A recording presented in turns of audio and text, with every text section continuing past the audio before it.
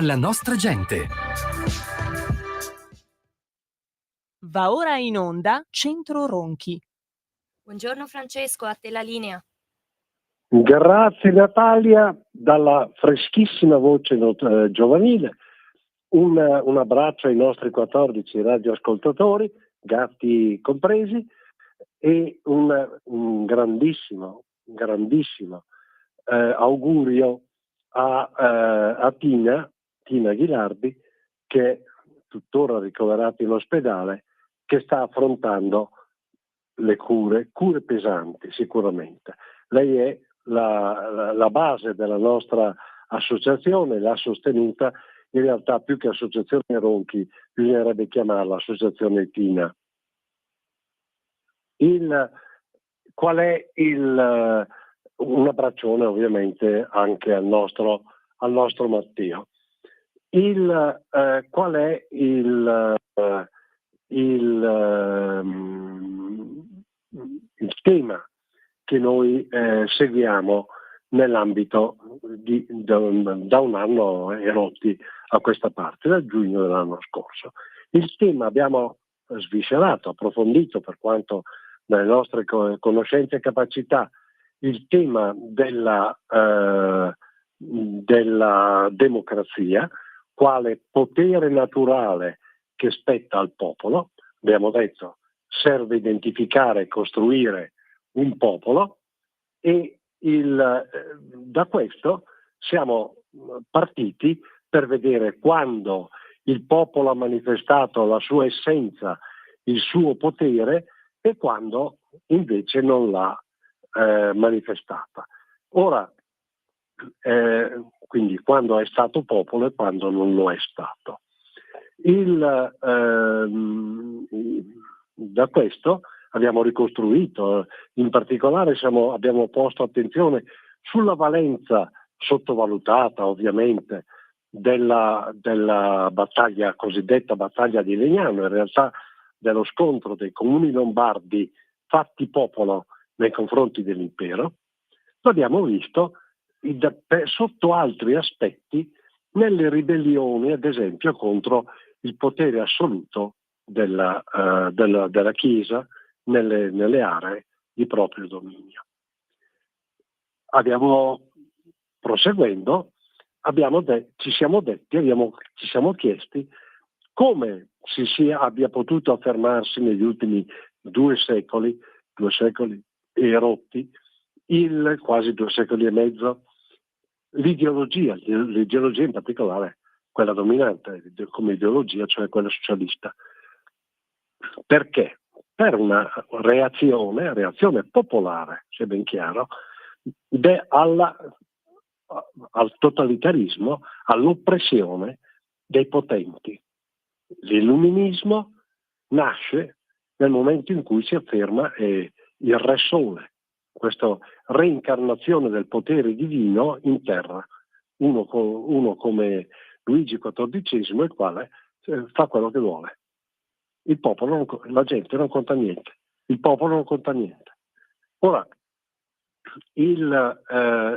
la reazione socialista porta a conquiste sicuramente validissime, essenziali, però con un particolare: l'ideologia in sé ha una divinità, la dea ragione, una divinità umana, e come è una religione idolatra, la dea ragione, e come tutte le religioni, nel momento in cui cessa di avere una propria funzione effettiva di ribellione rispetto a un potere non dovuto, indebito, come quello del Re Sole, diventa a propria volta strumento di oppressione, strumento di negazione del popolo. Ed è su questo che abbiamo acceso per il momento l'attenzione, cioè oggi come oggi abbiamo da un lato un popolo che vorrebbe costituirsi come tale, e dall'altro invece all'interno dello stesso popolo una cerchia di persone le quali, in quanto appartenenti a quella religione idolatra, ritengono comunque di essere superiori agli altri perché in possesso della verità. L'assurdo, che verifichiamo ancora oggi, è che qualunque imbecille appartenga a quell'area è ritenuto dai suoi sodali, lui stesso si ritiene superiore a qualunque altra persona, magari di alta cultura, magari di altissimo ingegno, ma che non appartiene alla sua religione. La sua religione è una religione costitutivamente di superiorità. Quindi l'ideologia non può essere popolo, non può coincidere col popolo, ne è la negazione sostanzialmente, e soprattutto non ha nulla a che vedere con la democrazia, cioè col potere che spetta naturalmente al popolo, perché il potere deve soltanto spettare a quella frazione di soggetti che appartengono a quella religione idolatra. Questo nello schema per spiegare qual è la situazione. Ora,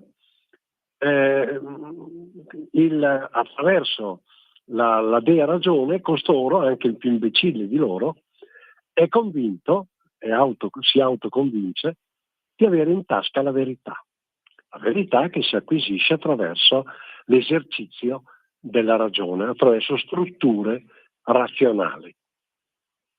A tal punto convinto di avere la verità in tasca che, seguendo l'esempio del 1939 di Stalin, il quale, convinto anche lui di avere la verità in tasca, istituisce addirittura un istituto universitario, l'Istituto Andropov, per la disinformazione, cioè la verità è la mia, se per caso non coincide con la normale percezione della gente, per caso fra virgolette ovviamente, non coincide con la generale percezione che ne ha la gente, bene, io modifico la verità, la realtà, e dico che la verità è la mia, pravda, la verità.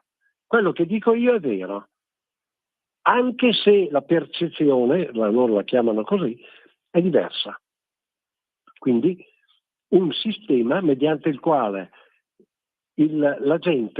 alla gente comune, al popolo, diventa impossibile o viene impedito di ragionare diversamente.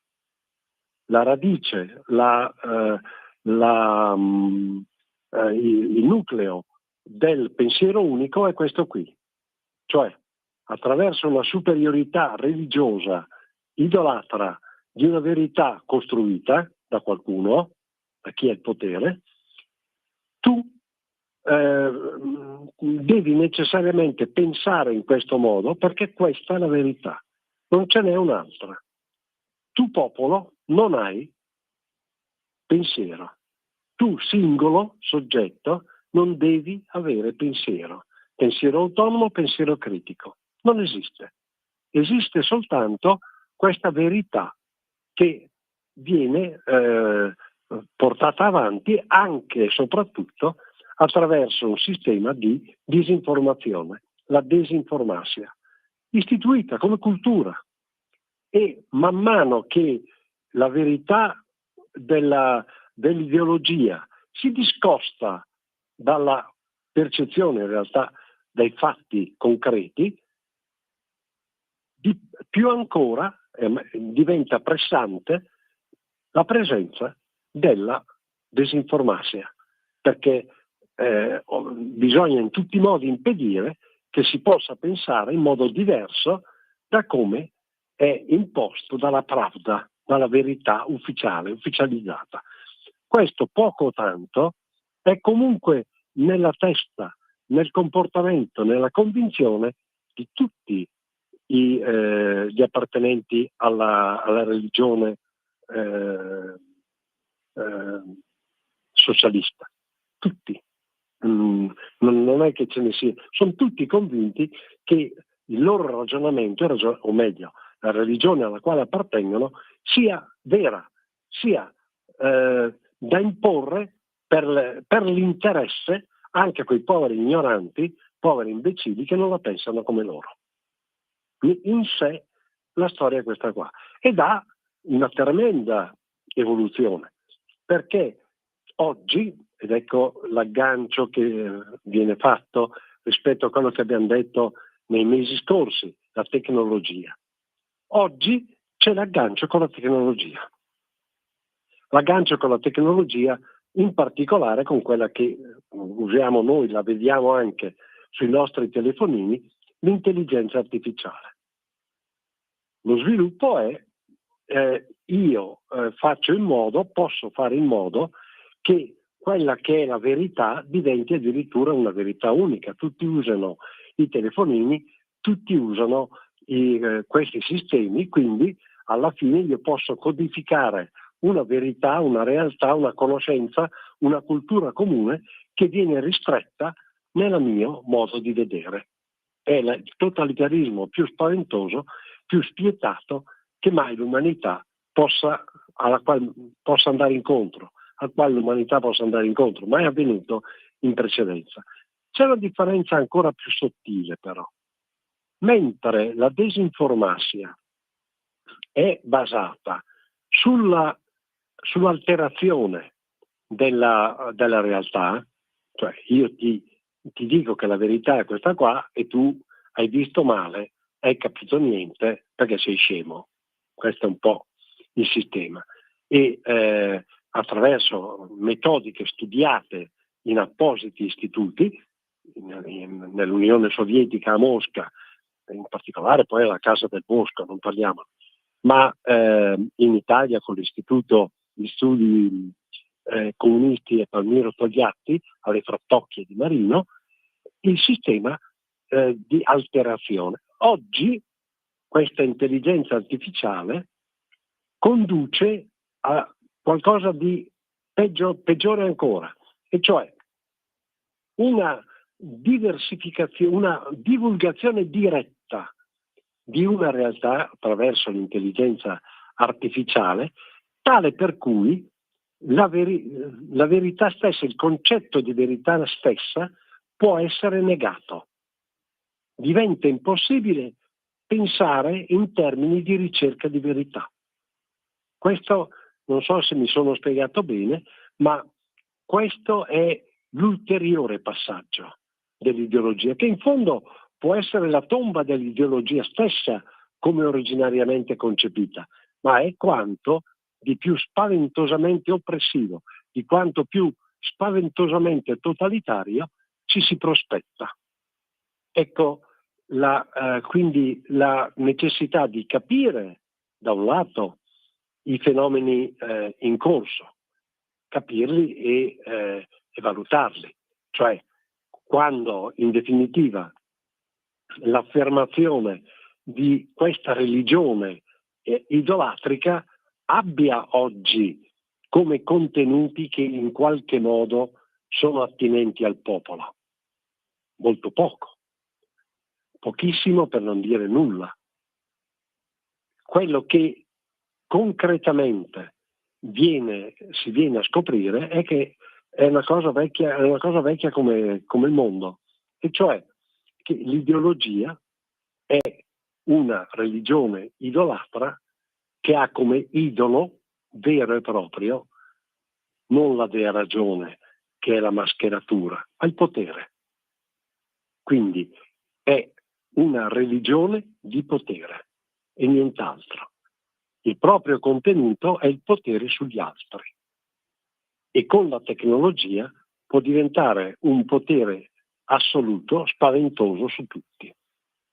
Quindi occorre tornare al concetto di popolo, occorre tornare al potere che spetta al popolo, occorre soprattutto tornare al diritto-dovere di pensare con la propria testa, di valutare le cose per quelle che sono, di sostanzialmente tornare a essere popolo, ciò che l'ideologia impedisce. Non è un caso che fin dal primo istante i partiti comunisti, partiti socialisti abbiano sempre usato nella loro terminologia, nei loro elementi distintivi, il termine democratico. Perché è un metodo, anche quello. Dai per presupposto quello che più difficilmente è da accettare, ciò che non è. Perché per concezione stessa possono essere tutto, religioni, una religione idolatra, tranne che democratico. Proprio perché è alternativo e si contrappone al potere del popolo.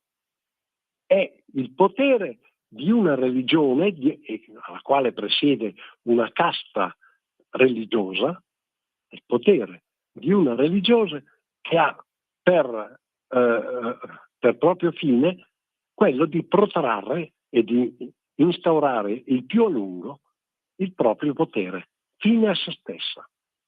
Cioè, abbiamo messo dei tasselli uno dopo l'altro, sono tasselli logici. Di questa logica, di questi tasselli non si discute mai, è vietato discutere, ovvio. Se vai a discutere di questo, vai a mettere in dubbio quel potere di parte, quel potere di una casta che sacerdotale, laica, idolatra, che si è imposta in particolare per quanto riguarda l'Italia negli ultimi 30 anni. La consapevolezza di questo, la possibilità di fare pubblicamente ragionamenti di questo tipo, come qui nella nostra meravigliosa radio Libera, Radio Libertà è un esempio, come terminologia, oggi c'è per un motivo, perché finché in qualche modo c'è un equilibrio, una pace, una sussistenza da parte del popolo, è la storia di Maria Antonietta, insomma, dategli le brioche.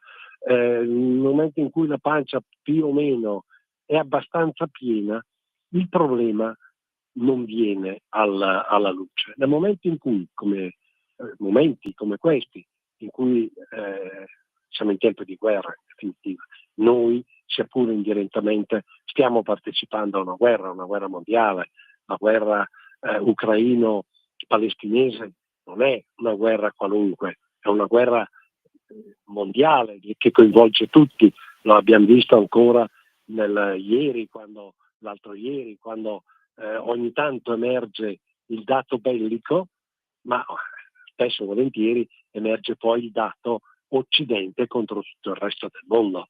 Abbiamo visto con la visita di Putin a Modi in India. Quindi Cina, India, Russia, una parte del Medio Oriente, ora sconfitta, l'Iran, sono contro l'Occidente. E l'Occidente, d'altra parte, non si è capito per quale motivo con i democratici americani alla presidenza si sia messo in una situazione di contrapposizione di quel tipo. Sono i misteri della storia, li chiariremo, però è chiaro che siamo davanti a una guerra, a uno scontro mondiale che disegnerà nuove strategie, disegnerà nuovi confini. Però davanti a questo scontro la realtà diventa dura per tutti i popoli che ne sono colpiti, dura per tutti i popoli che direttamente o indirettamente vi partecipano, compreso quello italiano. Non c'è dubbio che ci stiamo impoverendo per questa guerra, ma è per la guerra che ci stiamo impoverendo, se ben chiaro. Ora, davanti a questa realtà, le ideologie, quindi le balle delle ideologie, quella realtà creata ad uso e consumo del mantenimento di un potere a fine a se stesso, vengono meno e possono essere messe in discussione. E qui torniamo ai ragionamenti fatti nei mesi scorsi. Certo che possono essere messe in discussione, ma per poter essere messe in discussione bisogna che il popolo torni a essere popolo, cioè che torni ad avere la libertà di esprimere un proprio pensiero, da un lato, e che è fondamentale, e dall'altro che possa avere gli strumenti culturali per poter far funzionare quel pensiero, perché se quel pensiero funziona facendo riferimento a fatti che sono alterati, che sono falsi, quel pensiero funzionerà anche, ma poi funziona male. Ora, mi si dirà, l'ideologia in questo caso sarebbe degradata a opinione di una parte di popolo rispetto alle opinioni degli altri. Neanche questo, anche se raccontato, è vero. L'ideologia non è un'opinione. L'ideologia è una verità che non ammette discussioni, la quale viene messa a confronto con le opinioni degli altri. Quindi la gente, chi non è ideologizzato, pensa con la propria testa, si confronta, ha opinioni, dialoga con le altre persone e viene a capire fino a che punto valgono le proprie ragioni, fino a che punto valgono le ragioni degli altri. Così si forma l'opinione, così si forma il pensiero del popolo. L'ideologia no. L'ideologia entra a gamba tesa e ti dice che la sua non è un'opinione, ma è verità. Quindi la tua opinione è sempre sbagliata. Il vero punto quindi da superare, che sarà da superare, sarà proprio questo, come primo passo, cioè quello di riuscire a confrontarsi e a ragionare sulla base di opinioni paritarie, non sulla base di un'ideologia che pensa di essere superiore alle altre.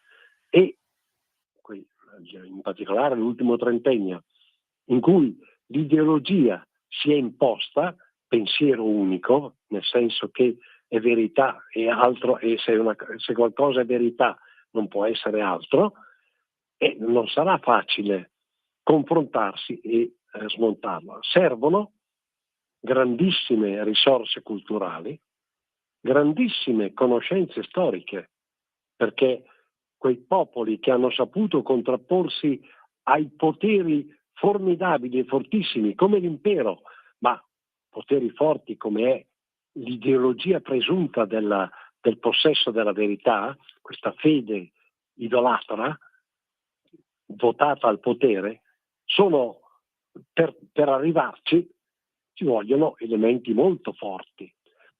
Certo, i tempi di guerra aiutano a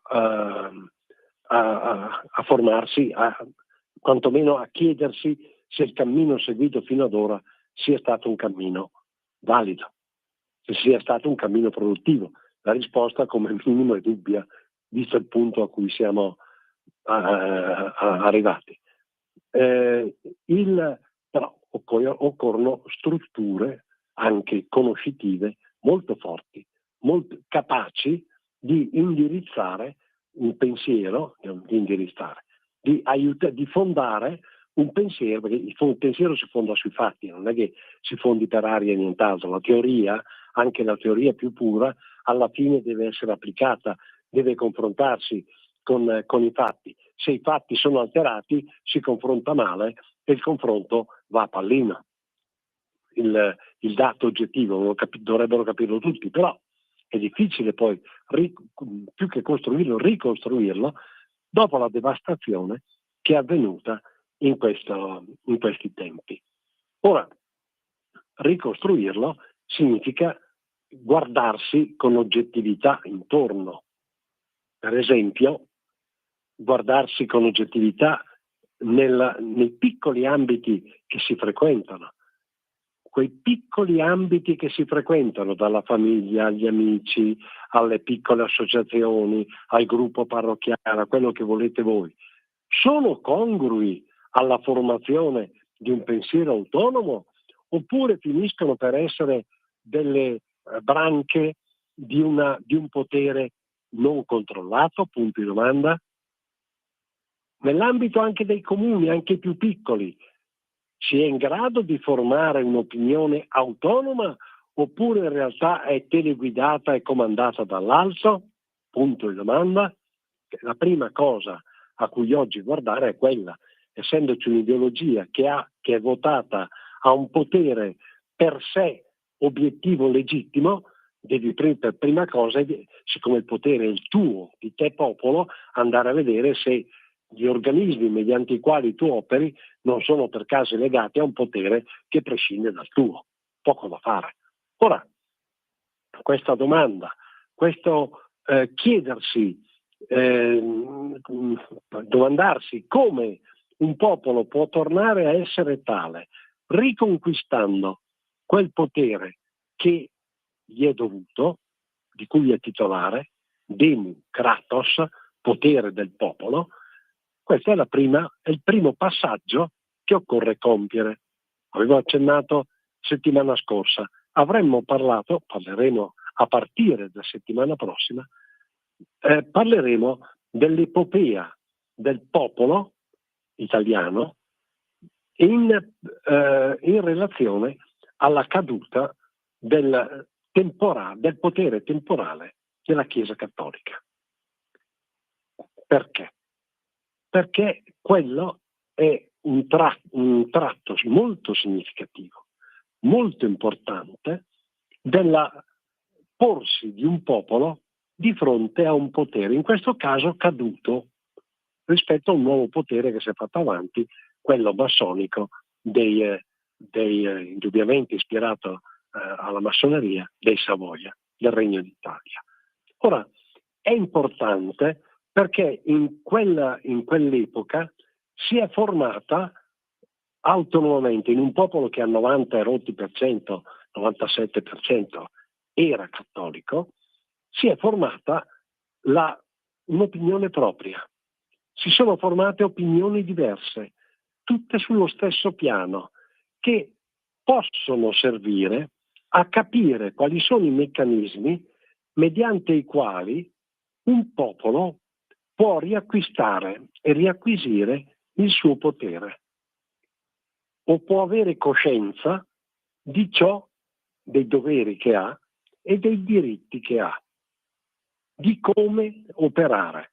Che tutto questo travaglio sia poi sfociato nel fascismo è un altro paio di maniche, ma che questo travaglio sia avvenuto, non sia studiato e non sia mai stato analizzato, tantomeno nell'ambito ecclesiastico, tantomeno sotto il profilo della divulgazione, è un dato oggettivo, ma è un dato da riprendere come insieme di meccanismi che ancora oggi, in una visione, la nostra, autonomista e federalista, ancora ma a maggior ragione oggi, potrebbe essere molto molto molto utile, anzi sarà, credo, utile, perché quel movimento aveva proprio come base l'autonomia del pensiero cattolico e il fatto che potesse collegarsi al pensiero di altri, pensiero laico di altri. Quindi aspetti che ancora oggi, se ben utilizzati, possono diventare utili per capire, perché la prima cosa che oggi deve fare il popolo è capire. Dobbiamo capire ed essere messi in grado di capire per esercitare come popolo quel potere che naturalmente ci spetta. Io credo di aver finito il mio tempo, saluto la nostra Natalia dalla freschissima voce giovanile, un affettuosissimo abbraccio a Tina, a Matteo, ai nostri 14 radioascoltatori, gatti compresi, e a Dio piacendo ci risentiamo sabato prossimo. Avete ascoltato